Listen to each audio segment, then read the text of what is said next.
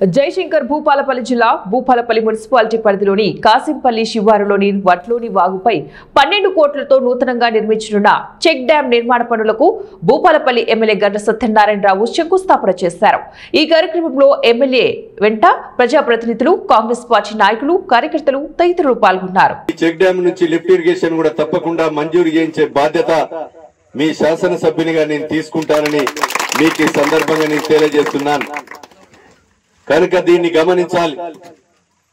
ఈరోజు గతంలో ఉన్నటువంటి వ్యక్తులు ఎన్నికల ముందు అడావిడిగా ప్రొసీడింగులు తీసుకొచ్చారు. ఈ కాసింపల్లె పక్క నుంచి బాంబులగడ్డ నుంచి బైపాస్ రోడ్ అని అది 80 లక్షలు తీసుకొస్తే 80 కోట్లు తీసుకొస్తే దానికి తల లేదు, తోక లేదు, ల్యాండ్ అక్విజిషన్ లేదు. కనుక ఈరోజు 80 కోట్లు సరిపోవు.